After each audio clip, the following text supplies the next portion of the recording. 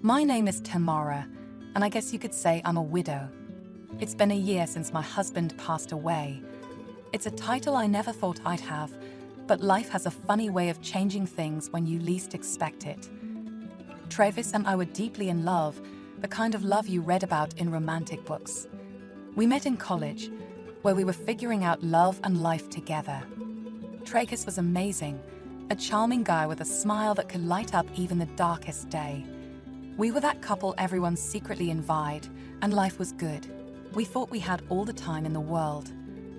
But let me tell you about Travis' background. He had a tough childhood. His dad passed away when he was just a little boy, leaving a hole in his heart that never quite healed. His mom, Carolina, was something else, and I mean that in the worst way. Instead of being there for Travis when he needed her, she was off chasing her own love stories. Travis was practically invisible to her. Carolina remarried a wealthy man named Frederic, who lived in a completely different world. She cut ties with Travis like he was nothing, focusing only on her new husband's money and the fancy life they had. Frederic bought her a house, cars, and many other things, and she acted like Travis was just a nuisance. It was heartbreaking to see Travis struggle with her indifference. When Travis proposed to me, our life was stable and secure. It seemed like the perfect time to share the news with his mom, hoping it might help heal their broken relationship. So we went to her fancy mansion, full of hope. But when we got there, she couldn't have cared less. It was like Travis was a stranger to her. She barely acknowledged us, let alone our big news. It was clear she didn't care about us at all. That visit was eye-opening. When we stood at her doorstep, her coldness was shocking. "Hey Mom, it's me. It's been a while," Travis said. "Oh, Travis, why are you here? And who is this?" Carolina replied, "This is Tamara, Mom, my fiancé. Nice to finally meet you, Carolina. I've heard a lot about you," I said. "Fiancé, huh? You're engaged, and that's why you're bothering me?" Carolina asked. "Mom, we thought you'd want to know." "I've missed you," Travis said. "Missed me, Travis? It's been years." "I've moved on," Carolina replied coldly. "Mom, please just listen. We're getting married soon, and we'd love for you to be part of our lives. We live just half an hour away," Travis pleaded. "Rebuild what exactly, Travis? I'm busy. I have a new family and a new life. I don't need reminders of my past," she snapped. "We're not trying to remind you of anything, Carolina. We just thought you should know about our wedding plans," I added. "Wedding plans? How quaint. But I've got plans of my own, plans that don't involve you or Travis." "I'm sorry, kid," she said dismissively. "Mom, why are you doing this? We're your family," Travis said, his voice full of pain. "Travis, I don't have time for this. My husband Fred will be back soon. He's the one who matters now," Carolina said. Her words cut deep, rejecting her own son like that. How could a mother be so selfish? Travis was devastated, and I felt his pain. But life went on, and we got married. Our wedding day was magical, and as I walked down the aisle toward Travis, I knew I was making the right choice when I married Travis. We exchanged vows, promising to stick together no matter what. Our first year of marriage was filled with beautiful moments. We lived in a cozy little apartment that we rented while saving up for a house. It was just the two of us, so the apartment seemed perfect. Travis was the most loving and caring husband. He would surprise me with breakfast in bed, and every day felt special. We created little routines together, lazy Sunday mornings with pancakes and cuddles, and adventurous Saturday nights trying out new restaurants. Travis always remembered the little things, like how I liked my coffee and my favorite flower. We talked about our dreams, our future, and how we wanted to build a family together. Our first wedding anniversary was supposed to be a magical evening. I went all out with scented candles, flowers, everything. I was just waiting for Travis to come home from work so we could enjoy a fancy meal and toast to our love. But life had other plans. Instead of Travis, the phone rang, and it wasn't good news. It was the police. telling me that Travis had been in a car accident on his way home. All those romantic plans, all the effort I put into making the evening special, it all fell apart. The dinner sat there, growing cold, while I rushed to the hospital with my heart full of fear. I paced the hospital corridors, praying that Travis would be okay. But the doctors gave me the heartbreaking news. There was nothing they could do. They said he had a day or two left at most. It was a gut-wrenching moment. They told me I could go in and talk to him one last time. When I entered his room, I was overwhelmed with emotion. We held hands, tears streaming down our faces. It was all in God's hands now, and I clung to the hope that a miracle might save him. Tamara, I don't know if I'm going to make it, baby, Travis said, his voice weak. The doctors say it's touch and go.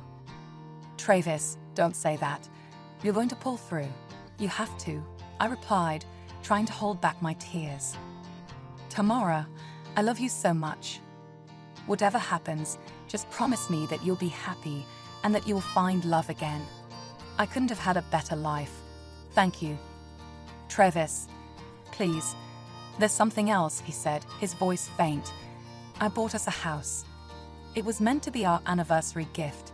It's a really nice one, in a great neighborhood, right next to my mom's place.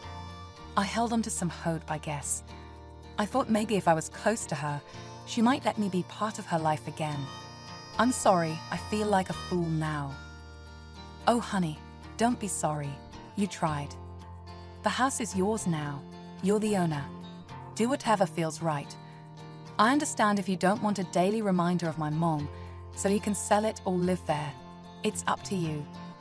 Travis, you're not going anywhere, I said, clutching his hand tightly as tears streamed down my face. I knew I had to make the painful call to Carolina.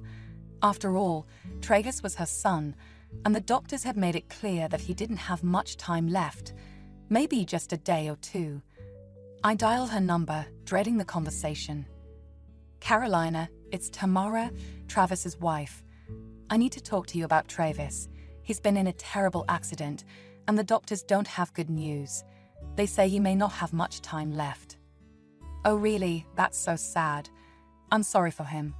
I can send you the hospital address, she replied, almost dismissively. You don't know what I've been through lately. Frederic and I got a divorce, she continued, as if that was the most important thing. I'm sorry to hear that, Carolina, but Travis is your son, and he's in critical condition, I said, trying to hold back my frustration. I told Carolina she should come visit Travis at the hospital. Her response, I have a therapist appointment, so I won't be able to make it. Carolina, he's your son. How can you be so cold? He needs his mother right now, I said, shocked. Look, Travis and I haven't had a good relationship for years. He chose his path, and I chose mine. I don't see why I should drop everything now just because he's in trouble. It's about his life. Don't you want to see your son one last time? I pleaded. I don't know. Like I said, I have a lot on my plate right now. My condolences, Samantha. I'll try to be there for the funeral. Carolina, it's Tamara. You don't want to regret not being there for him when he needs you the most. I've already given my answer. Goodbye, she said coldly. I couldn't believe how selfish she was. Travis was fighting for his life, and she didn't even care. A few days later, the unimaginable happened. Travis passed away. It was a gut-wrenching moment that left me numb and lost. Surprisingly, Travis had a will in place, and he entrusted me with making arrangements for his funeral. In his will, he left me some of his assets, which was both comforting and heartbreaking. Even more surprising, he left a decent amount of money to his mom, Carolina. As for the new house, it wasn't mentioned in the will, but the seller had already transferred it to my name, so it was mine completely. Dealing with Travis' death was incredibly difficult, and I couldn't handle the funeral arrangements and paperwork on my own. That's when I turned to my sister, Kelly.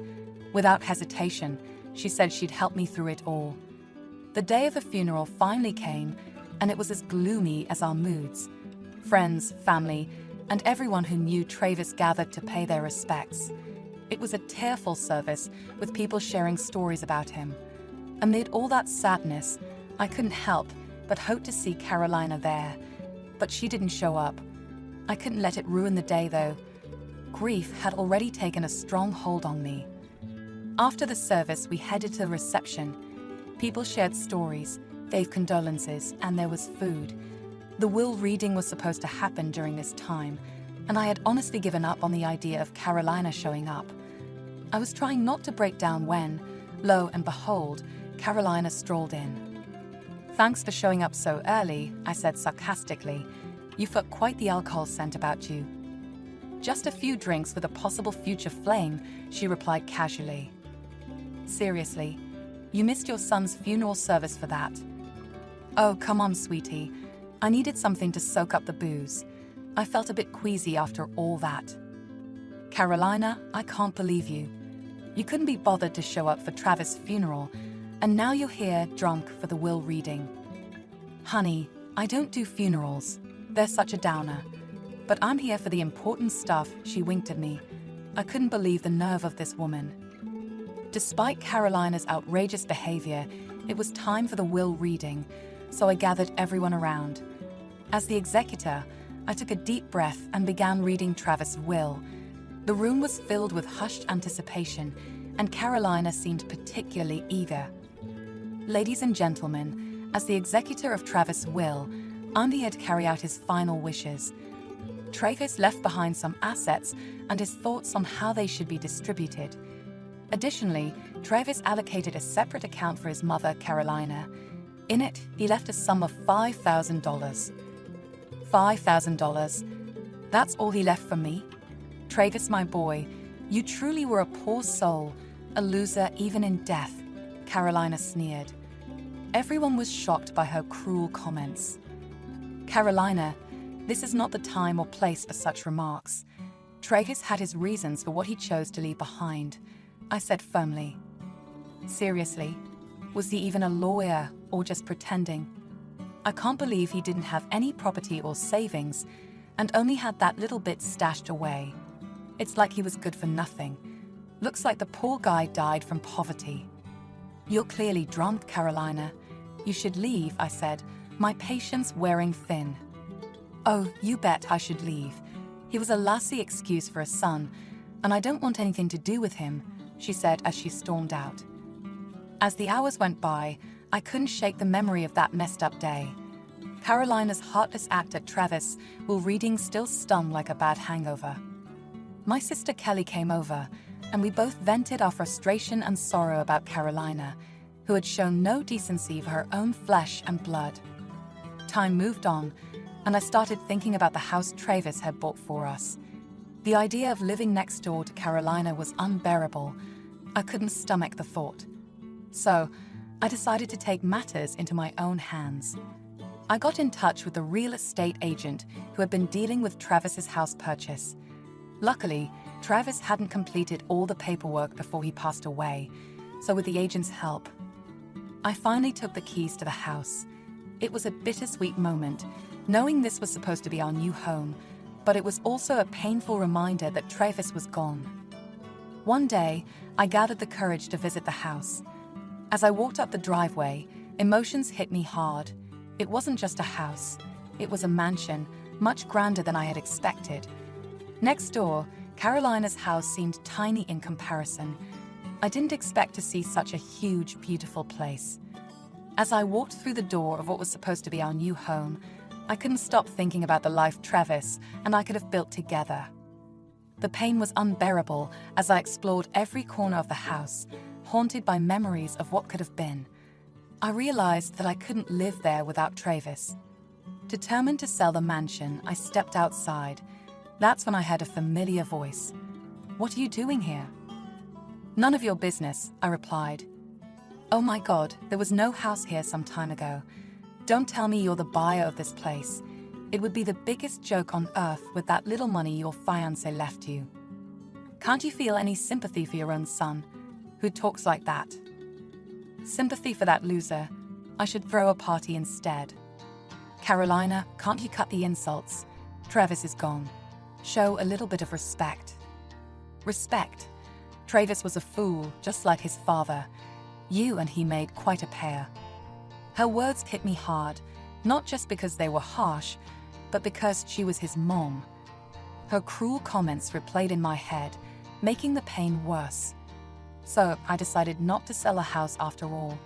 I was going to move into the mansion, not just to show off or compete with Carolina, but because I needed a fresh start. Maybe this was what Tragus wanted, so I decided to do it for both of us. Packing up my stuff from our old apartment was tough. Everything had a memory attached to it, a piece of Travis.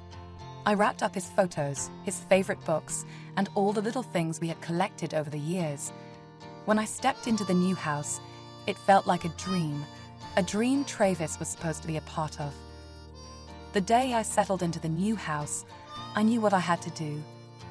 I baked a batch of Travis's favorite blueberry muffins, put on a nice sundress, and headed next door to face Carolina.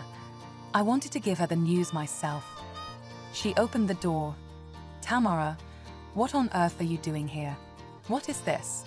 "Hi, neighbor. I just moved in, and I thought I'd bring over some muffins I baked." "What? How? When? Why?" "Let me break it down for you, Carolina. Tragus bought this house for us as an anniversary gift. He probably used his savings." "Travis did that. Why didn't I know about it?" "Because, Carolina, you were too busy with your new husband and counting his money." "Tamara, I didn't know." "Of course you didn't. You've always been absent, from not visiting Tragus in the hospital during his last moments to skipping his funeral service and just showing up for the will reading." "I made some mistakes." "Some mistakes. Carolina, you've been cruel and disgusting. You ridiculed Travis when you found out he left you very little in his will. You didn't even give him the respect he deserved." "I never realized how much I hurt him until it was too late. Please, Tamara, I'm genuinely sorry." "Sorry now that you found out your son had some money left for you. Love should have been unconditional. You know what, Carolina? Enjoy the rest of your life seeing my face every day as a constant reminder of what you did to your son." It's been a whole year since Travis passed away. They say time can heal wounds, but that doesn't mean the scars disappear. I'm learning to carry on, step by step. Carolina, on the other hand, is spiraling down a different path. It's hard not to notice her from my home right next to hers. She's been using alcohol as a crutch, drowning her sorrows, or maybe her guilt, who knows. Every time we run into each other, she has a look of guilt, shame, and regret on her face, and I can't help but feel a bit of sympathy for her at times. She missed out on so much when Travis was alive, and her absence during his darkest moments, even at his funeral, is something I can't forget or forgive. One thing I've learned through all of this is that being a bad person doesn't get you very far. Sure, you might gain some material things, but you lose something much more valuable, yourself. People who are dishonest, cruel, or selfish might seem like they're winning in the short term, but in the grand scheme of things, they don't last long. It's the ones who show love, compassion, and kindness who leave a lasting legacy. So my advice to anyone reading this is simple: be a good person. It might not always be easy, but it's worth it in the end. I'm going to have a baby. We've always wanted kids since we got married. I happily shared the news with my husband, Bob, expecting him to be thrilled, considering all the challenges we faced. But his reaction caught me off guard. It felt like I had been pushed off a cliff. My name is Catherine, and I'm 40 years old. Bob confessed his feelings to me, and we got married when I was 30. I've always dreamed of having a happy family, surrounded by a loving husband and smiling children.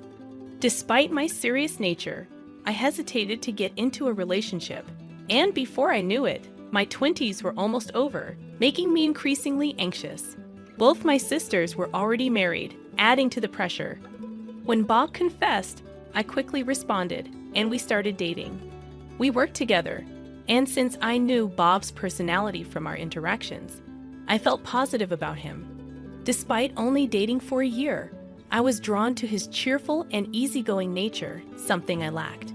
Believing we could complement each other well, we decided to tie the knot. You know, I'm usually overly optimistic. I think we need someone serious like you, Catherine, I believe with you, we could lead a stable life and make a great couple." Hearing these words from Bob meant a lot to me, as I had always been a bit self-conscious about my serious nature. While we weren't head over heels in love, I could confidently say there was love between us, and I believed we could have a happy married life. After getting married, we both had jobs. Being in our 30s, we decided it was time to think about having children.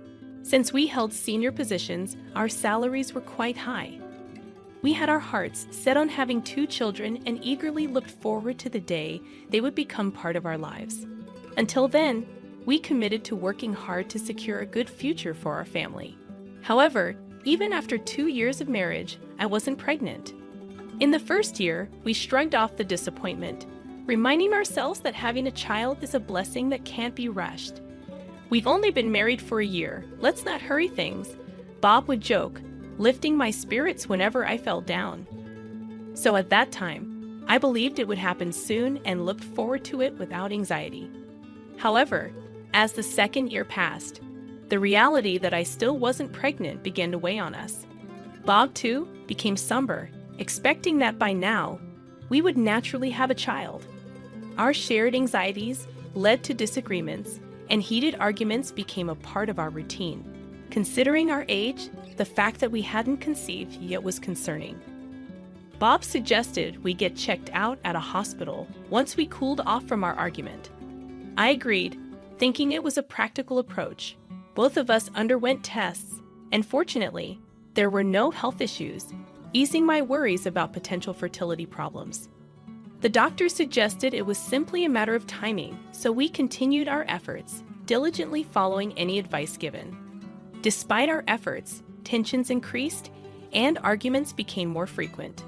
Our home, once envisioned as a happy, smile-filled place, now had minimal interaction.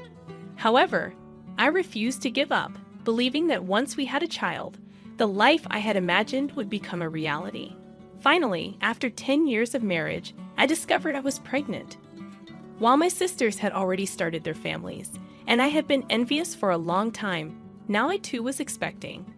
The moment I heard the test results, overwhelmed with joy and the realization of a long-held dream, I broke down in tears for an extended period.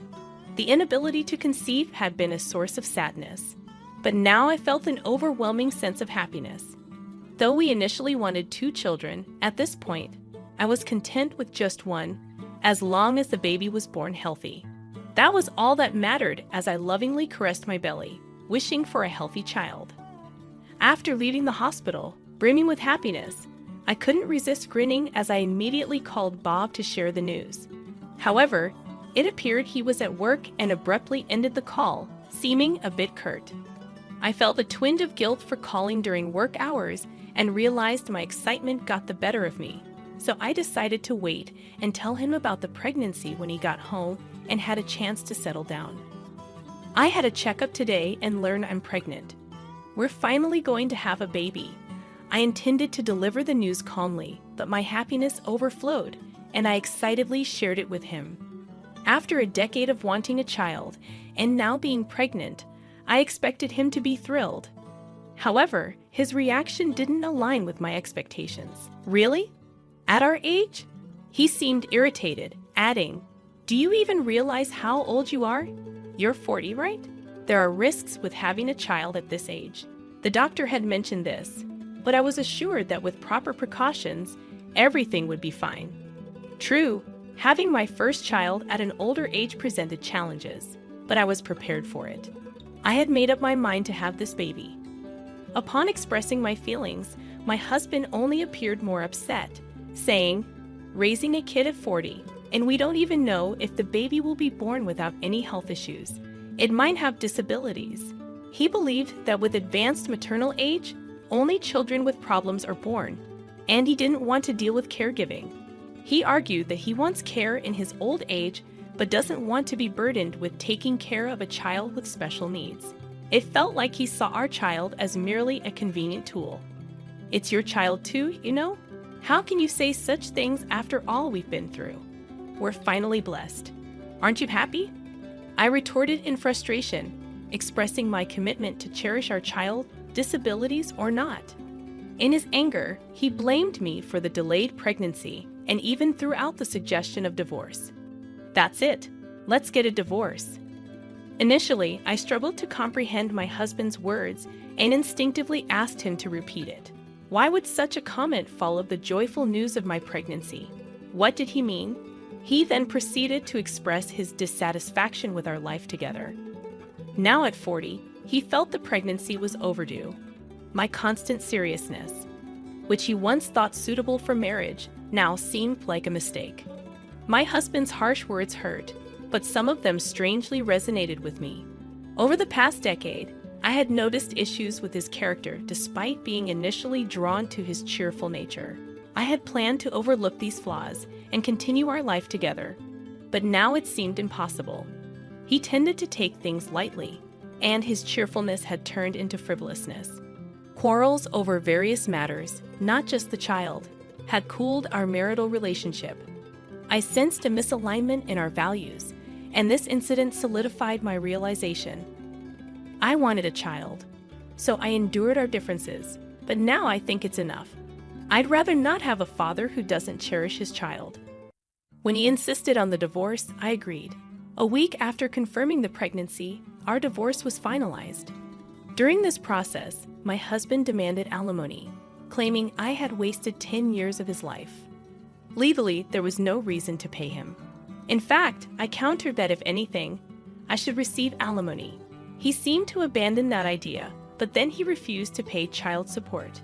Initially, I wanted him to contribute for the sake of the child, but his stubbornness made it challenging. Frustrated and wanting a quick separation, I decided to seek child support under the condition that he would have no contact with the child. In terms of our assets, since we both worked and split monthly expenses evenly, and we rented our home, there was no property division. This allowed me to take all of my savings without any dispute. Knowing that he had spent a significant amount on his hobbies, keeping the savings private was crucial. Although I never disclosed the exact amount, he agreed to forego property division swiftly. I had been prudent with my savings, providing me with a sense of security that they would last about 5 years, even if I couldn't work post-divorce. Packing my belongings, I promptly returned to my parents' home in Nebraska, where both were in their 80s but in good health. They warmly welcomed me back, expressing joy about my pregnancy. Despite the disappointment from my ex-husband, witnessing my parents' happiness finally brought me relief. I was determined to ensure the safety and well-being of my child. My son was born without complications, alleviating my concerns about giving birth at an older age. He was a healthy boy without any disabilities. My siblings, who already had families of their own, also provided care. With the support of my parents, raising the child went smoothly, and I named him John. Having left my previous job, and with financial help from my severance and parents, I focused on raising John. Until he turned about a year old, I later found a new job. Despite being busy and often tired, all my free time was dedicated to John. His smiles rejuvenated me, and although he was a bit introverted and quiet, he loved it when I read storybooks to him. Showing enthusiasm for learning even at a young age, he eagerly started learning letters when given a workbook at age 5. Worried that his seriousness might hinder making friends in elementary school, he surprised me by joyfully attending school and playing with friends after classes. John wasn't initially very athletic, but in middle school he developed a dream for his future and underwent significant changes. Determined to overcome his weaknesses, he became more passionate about his studies. I worried about his intense focus. But as time passed, he not only improved physically but also joined a sports team in high school, eventually winning awards in competitions. Witnessing him, once not very athletic, shine in competitions filled me with pride. In college, he excelled in both academics and sports, becoming more sociable and enjoying time with friends. He seemed to be a well-rounded individual both personally and in terms of capabilities. I felt there was little for me to worry about, that I remained vigilant and ready to support and protect John if needed. Fortunately, for now, it didn't seem necessary. Finally, he landed the job he always wanted and moved out, but we kept in regular touch. Occasionally, he visited with gifts, helped around the house, and remained considerate. He turned out to be a wonderful son. Despite not being the best father, he grew up to be a remarkable young man, and I couldn't be prouder. After 25 years since the divorce, I turned 65 and retired. I had worked hard to ensure I wouldn't be a burden on my son in my later years. Despite retiring, I remained energetic and planned to keep working. When I shared this with my son, he wanted to properly celebrate my retirement and upcoming birthday, suggesting we go out for a meal. Aware of his busy schedule, only in his second year at work, I told him that the thought alone was enough. However, he insisted, saying, "I owe you a lot, Mom. I've gotten used to work, and I've got more time now. Don't worry about me." Since high school, he had consistently expressed gratitude and thanked me for everything. Each time, I was overwhelmed by how wonderfully he had grown. Starting work seemed to have given him a renewed sense of gratitude. "You faced challenges as a single mom, but you always supported me in everything I wanted to try. Thanks to you, I'm living my dream now." My son expressed his gratitude, feeling that he had a comfortable childhood despite the struggles. It felt like something any parent would do, but hearing his appreciation, I couldn't refuse. Overwhelmed with emotion, I agreed, and we planned to have dinner at a restaurant he had booked, followed by shopping for my birthday present. I looked forward to the day. On the chosen day, I dressed up a bit and went out with my son. We strolled to the restaurant, chatting happily, and I felt proud looking at my grown-up son. Raising him on my own was a decision I made, with support from my parents and siblings making it bearable. He used to be so small, but now he had grown significantly, I thought, looking up at my son who was now taller than me. Over time, his face had matured, and as I noticed the passing days, I felt happiness. But then, I suddenly felt like a bucket of cold water was thrown over me. "Catherine, long time no see."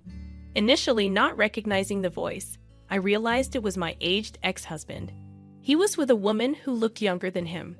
From a distance, he called out and deliberately approached us. "What do you want?" I responded coldly, not wanting to engage with him on that fine day. After our divorce, we hadn't communicated at all, so I wondered what he wanted now.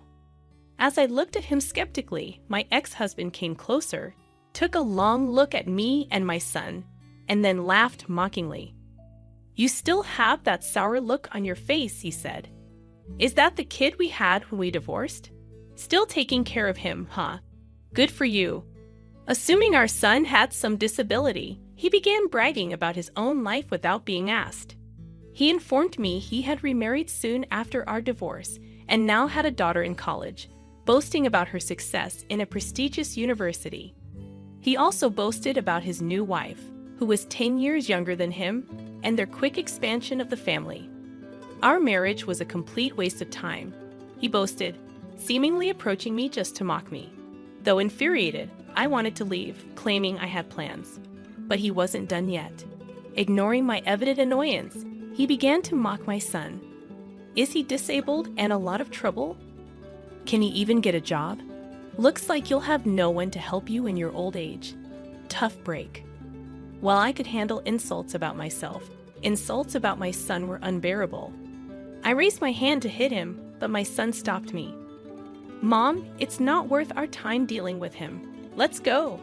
Remaining calm, my son held me back, disregarding my ex-husband and showing concern for me. There was a time when my son was curious about his father.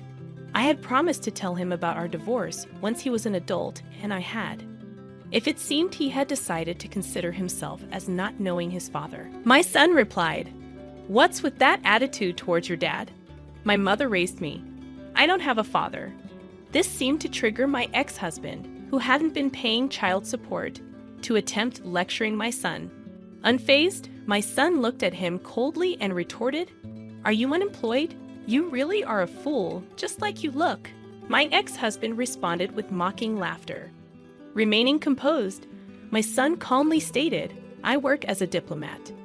When he mentioned the prestigious university he attended, my ex-husband looked shocked. It was a well-known and challenging institution, recognized for its prestige. Becoming a diplomat requires significant education and a good character, making it a demanding profession to pursue. This is why my son aimed for prestigious universities, providing a better chance of achieving his goal. My ex-husband clearly hadn't anticipated this revelation, and disbelief twisted his face. Witnessing my calm son and my stunned ex-husband, I finally felt at peace. It reassured me that divorcing him had been the right decision. I was certain that if I had stayed with him for the sake of our son, it would have negatively impacted our son's upbringing. The woman accompanying my ex-husband appeared very surprised, not just by my son's achievements, but also by his appearance. When my ex-husband resumed hurling abuses, she promptly intervened. "Hey, what's up? You shouldn't talk to this person like that. Let's get going." Reprimanding her ex-husband, who seemed oblivious, she led him away. I wondered if she knew my son based on her demeanor. When I inquired, my son claimed he didn't know her. Unable to comprehend, I decided to let go of the matter concerning my ex-husband and savor the moment. Afterward, I celebrated with my son and thoroughly enjoyed the day. I thought I wouldn't have any dealings with my ex-husband anymore, but a week later he called. I hadn't changed my phone number when I switched to a smartphone, intending to keep my ex-husband's number for a while and delete it later. However, with parenting and work, I had forgotten about it completely. Surprised by the call and considering we had nothing to talk about, I debated whether to answer. Out of curiosity, wondering why he would call now after all this time, I ultimately decided to pick up. My son responded, "What's with that attitude towards your dad? My mother raised me. I don't have a father." This seemed to provoke my ex-husband, who hadn't contributed child support, into attempting to lecture my son. Unfazed, my son looked at him coldly and retorted, "Are you unemployed? You really are a fool, just like you look." My ex-husband responded with mocking laughter. Maintaining composure, my son calmly stated, "I work as a diplomat." When my son mentioned the challenging university he attended, my ex-husband looked shocked. It was a renowned institution, recognized for its prestige, even by those unfamiliar with it. Becoming a diplomat requires significant education and a good character, making it a challenging profession to enter, even for aspiring individuals. That's why my son aimed for prestigious universities, offering a better chance of achieving his goal. My ex-husband clearly hadn't anticipated this revelation, and disbelief twisted his face. Observing my calm son and my stunned ex-husband, I finally felt at peace. It reassured me that divorcing him had been the right decision. I was certain that if I had stayed with him for the sake of our son, it would have negatively impacted our son's upbringing. The woman accompanying my ex-husband appeared very surprised, not just by my son's achievements, but also by his appearance. When my ex-husband resumed hurling abuses, she promptly intervened. "Hey, what's up? You shouldn't talk to this person like that. Let's get going." Reprimanding her ex-husband, who seemed oblivious, the woman dragged him away. I wondered if she knew my son based on her demeanor. When I asked my son, he claimed he didn't know her. Unable to comprehend, I decided to let go of the matter concerning my ex-husband and savor the moment. Afterward, I celebrated with my son and thoroughly enjoyed the day.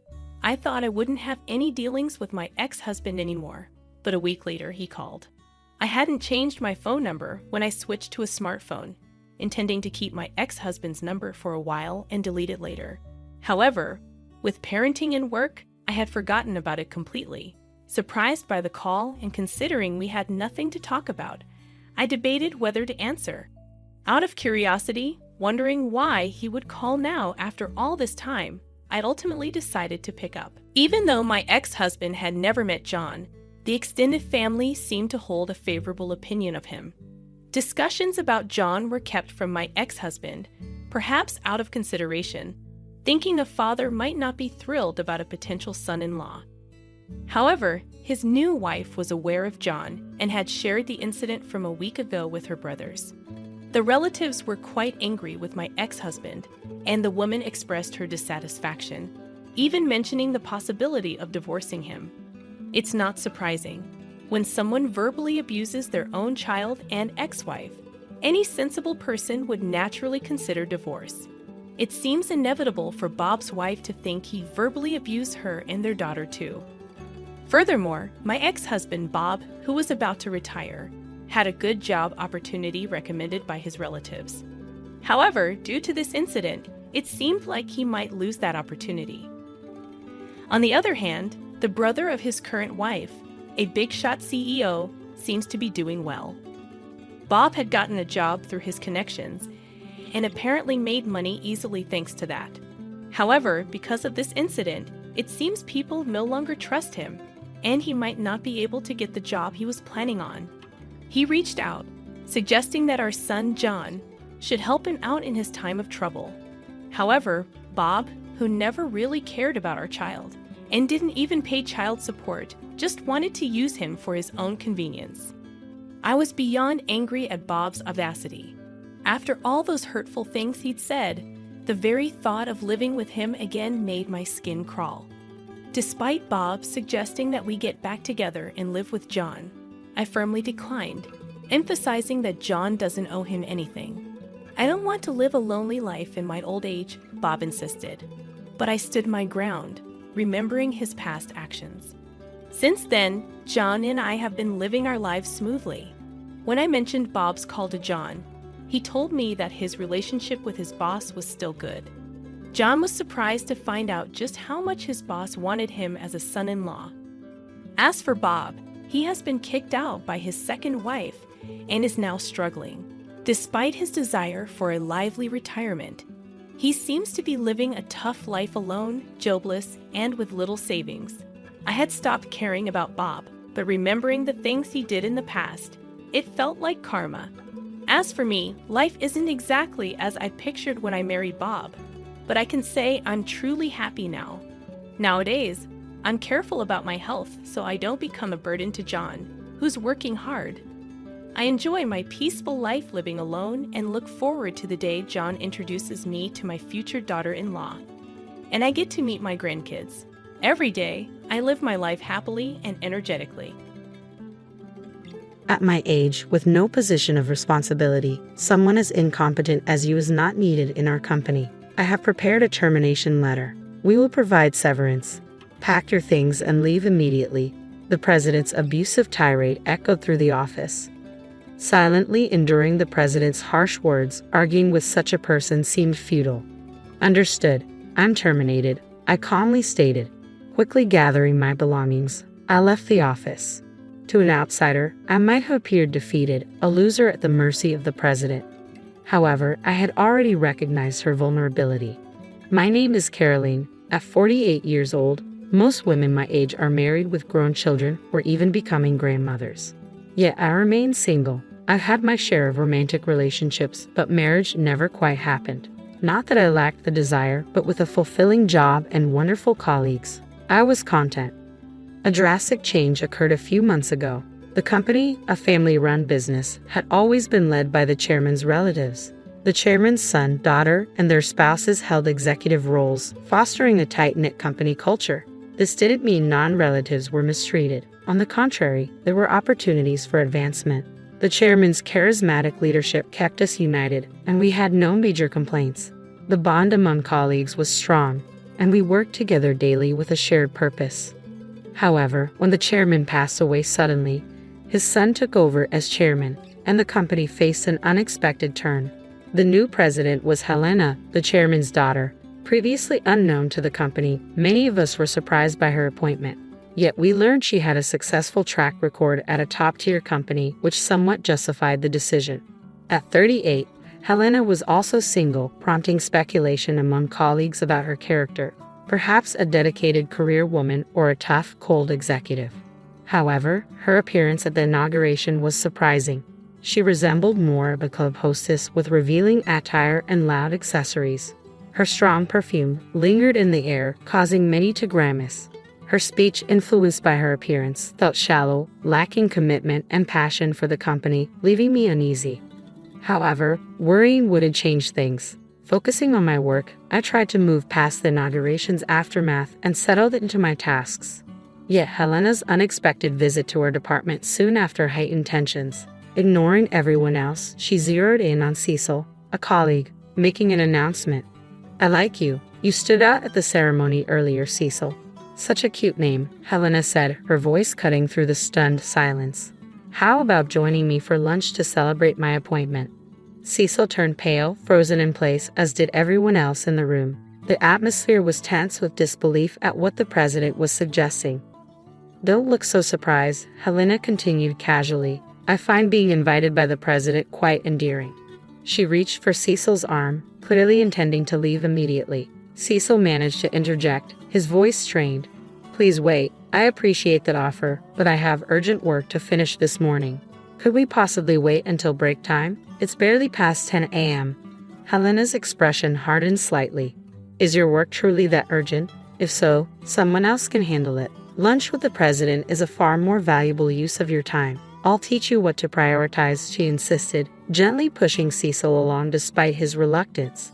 When they returned hours later, it was well past 2 p.m. Cecil, 38 years old, divorced for a few years and now single, was admired for his refined looks that seemed to improve with age. Many female colleagues harbored secret crushes on him, celebrating his return to the dating scene after his divorce. While Helena's fondness for Cecil might have been understandable, her behavior was unbecoming of a president. The day's events revealed more about Helena's true character than anyone expected. To make up for the morning disruption, Cecil ended up working late, a consequence of Helena's actions that benefited no one.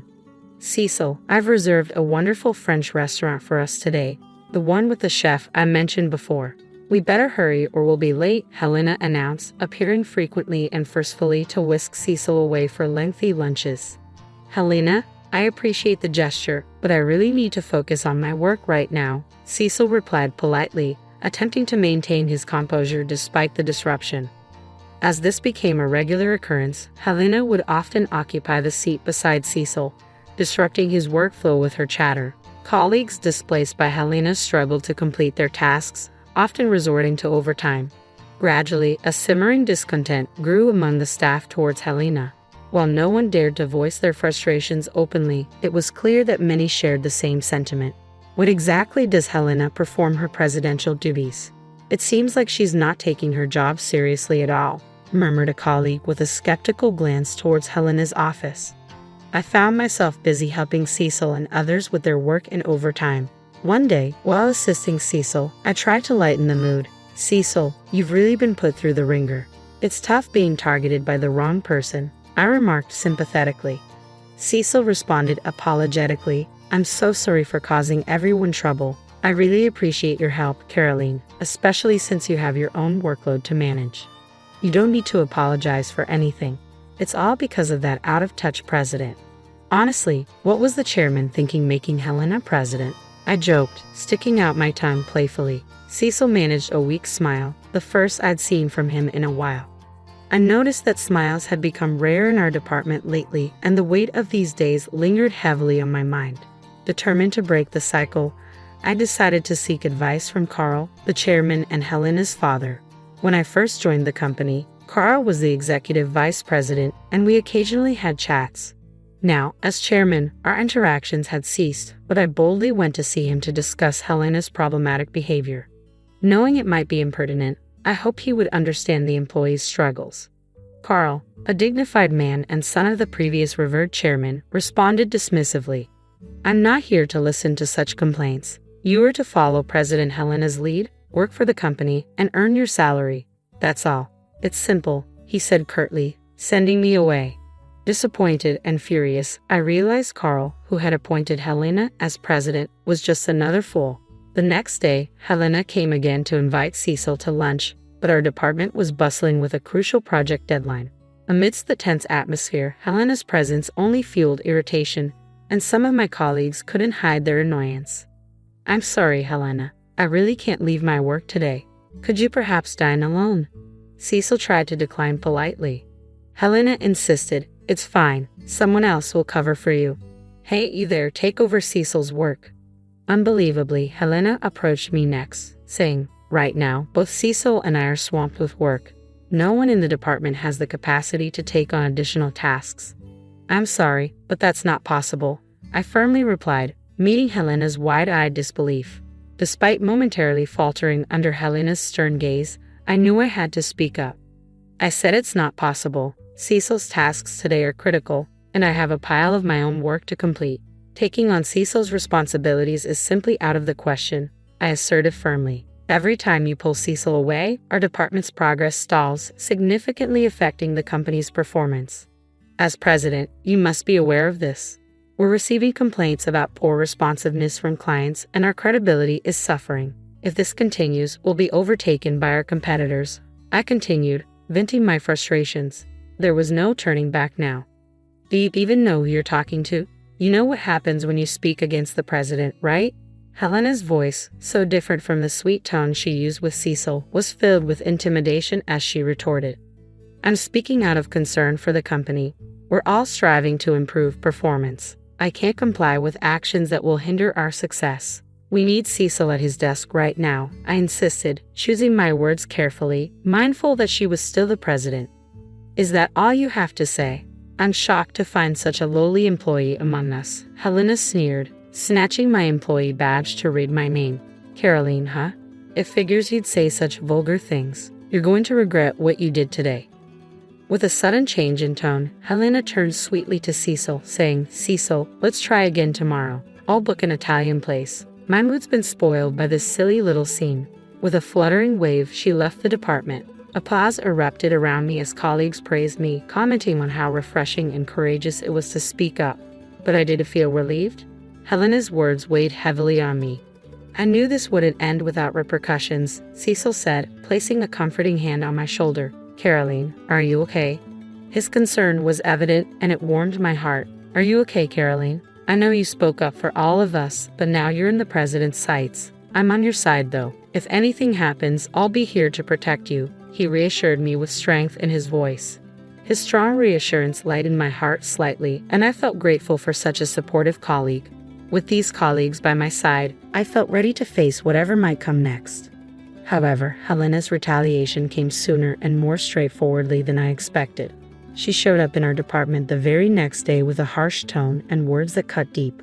You, at your age, with no significant position, not proficient at work, just getting older and more out of sight, Helena began sharply. How dare you talk back to me? Someone who has remained a mere employee all these years is not needed in this company. Frankly, you're an eyesore. You're fired as of today. Pack your things and leave. I was astounded by the abrupt and harsh dismissal. Fired? I echoed in disbelief. With rough breath, Helena pulled out a piece of paper. Yes, but it's not wrongful termination. Don't bother suing. Here's your termination letter, and we'll even pay severance. Now, hurry up and leave, she commanded dismissively. That's too much, President Helena. Caroline is indispensable to this company. Cecil stepped forward, fists clenched in determination. Helena scoffed, dismissing Cecil's stance. Cecil, you're mistaken if you think it's wise to side with such an incompetent woman. It seems you've been influenced by her because you've worked together for too long. How pitiful. She's a detriment to this company, and it's only right she's fired.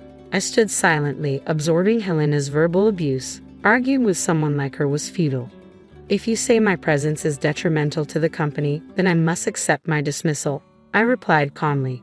Quickly packing my belongings, I left the office. Though I couldn't suppress my intense anger, I was determined not to let this end here. I had already identified Helena's weakness. The next day, I welcomed a refreshing morning, had breakfast, and cleaned my house. Glancing at the clock as it struck 10 a.m., my phone rang. The company's number flashed on the screen. The caller was easy to guess. It must be Helena. Slowly, I answered. Caroline. Oh, thank goodness you picked up. Listen about the firing yesterday. It was just a joke. I never imagined you'd take it seriously and actually not show up today. I'll overlook your tardiness, so please come to the office as usual. Helena spoke in the same controlling tone she used with Cecil. You're so honest, Caroline, to take such a joke seriously. Helena's voice quivered slightly. It wasn't a joke. I have the signed termination letter. Does the company sign such things as a joke? If so, that's terribly irresponsible. I began firmly, staring directly at Helena. A president who flirts with male employees and publicly humiliates an employee is disgraceful. I want nothing more to do with such a company." Helena was speechless at my words, so I pressed further. "I know everything that happened this morning in the office and that you'd come crying to me for help. I heard all about it from Cecil. Today was an especially important day for presenting our company's best product to a crucial client. Success would significantly boost our company, while failure would allow competitors to leapfrog us to industry leadership."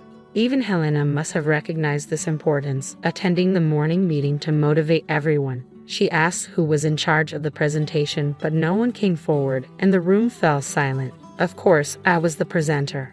When Helena realized this, she panicked. She asked if anyone else could handle the responsibility, but all she found were resignation letters from all employees upon hearing of my dismissal. Everyone had had enough of the company. "Please, if you're there, Caroline, the presentation can still go ahead. We don't have much time before the meeting with the client. I'll double your salary and you'll be treated as a director. Please come back," Helena pleaded hysterically, almost incomprehensibly. "Unfortunately, I have no intention of returning. Please handle it yourself. As president, you haven't worked properly and have been chasing employees around, decreasing performance. I don't think you have the capacity to manage it," I said firmly before hanging up. I dismissed her further calls without hesitation. It would be interesting to see how she managed alone. That evening, Helena and Carl came to my house. As I cautiously opened the door, Helena began, "I'm sorry. I'm so sorry. Please forgive us," they pleaded tearfully. Apparently, the presentation had been a disaster from the moment Helena arrived alone. The client must have been skeptical, and just minutes into the presentation, they stormed out, disgusted with Helena's incompetence. They said they'd reconsider if you were involved. "Caroline, please, for the company's sake, come back," Helena pleaded. My anger erupted. "For the company? How can you say that? You've disrupted employees' work, fired me for speaking up, and caused everyone to turn against you due to your arrogance. This is the result of your actions. Please leave." As I attempted to close the door, Helena sprang up. "It's all because you interfered with my lunches with Cecil, embarrassing me in front of everyone. That's why I fired you. You got in the way of my lunches with Cecil. That's all it was." What a childish notion. I knew it, but hearing it directly from her made me feel sick. "I'm begging you to come back." Suddenly, Helena lunged at me but was swiftly stopped by Cecil, who had come out of concern. "Enough, please. I came because I was worried about Caroline, and I can't believe it's come to this," Cecil said, surprising both Helena and me. "Helena, let me make it clear. Dining or talking with you has been nothing but a pain because I have someone I like. I've told you many times, but you only looked at my appearance and never listened," Cecil confessed, leaving Helena paralyzed. Caroline and the other employees who resigned have already found new jobs. A competing company looking to expand was thrilled to hire us all. Everyone is talented, and they were delighted, I interjected firmly. "Caroline and I are not coming back. You're the reason she was unfairly thrown out of the company. Please don't show up in front of us again. If you don't leave, we'll call the police." Helena tried to say something but was pulled away by Carl, who was also pale. He was the fool who appointed Helena president and dismissed my desperate pleas. There was no room for sympathy without supporting employees, and missing the great opportunity, the company's reputation plummeted, leading to bankruptcy. I am sorry to the wonderful predecessor, but once the predecessor was gone, it was only a matter of time before it came to this, I concluded sadly. Helena and Carl disappeared, buried under immense debt, living lives I don't even want to imagine. Meanwhile, Cecil and I began dating. The confession that I was the person he cared for came as a sweet surprise after years of working together. Our relationship evolved from trusted colleagues to partners. I'm grateful I didn't rush into marriage when I was younger, as I've now found the best partner later in life. Life is unpredictable. Maybe Cecil and I will get married. That's what I've